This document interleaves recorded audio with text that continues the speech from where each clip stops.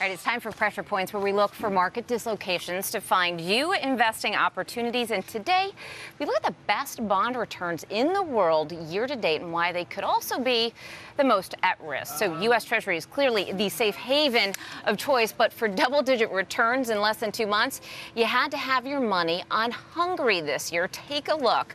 Hungary debt of every maturity dominates the top 5 best bond returns so far. Look, number 1, 2, 3, only Italy ekes out a spot in the top 5 in 4th place, but look at some of these returns, better than what you've seen in most stock markets around the world. So just why are these returns at risk? Well, Yuri Kotian, this is an economist at Erste Bank in Vienna, has devised an interesting way to finding what he calls the critical interest rate, or what I would call a pressure point. So here's a summary of Yuri's definition. It's when a country's debt servicing costs rise above 10% of its tax revenue. Now, he considers that level unsustainable, and he can point to history for support. So here's a look at the countries that are currently above that critical interest rate, and some familiar names here shouldn't be a surprise. We've got Greece, Portugal, Ireland, Italy. These are all countries that have hit that critical interest rate.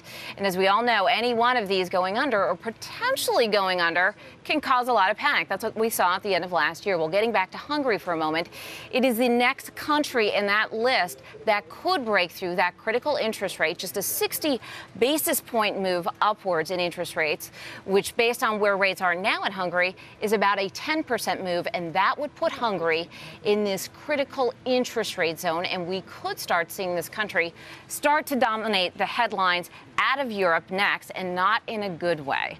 So, Trish, and Adam, because I'm a believer that people in glass houses should not throw stones, I want to take a quick look at just how close the U.S. is to that critical interest rate. If we get a little bit more than a 20 basis move upwards in our average interest rates as a country, U.S. Treasuries, well, we would be right there with the rest of these countries in terms of that red zone or that critical interest rate zone. So keep a close eye. Of course, we have a number of different mechanisms that we can use to sort of bail ourselves out, as we have done in the past.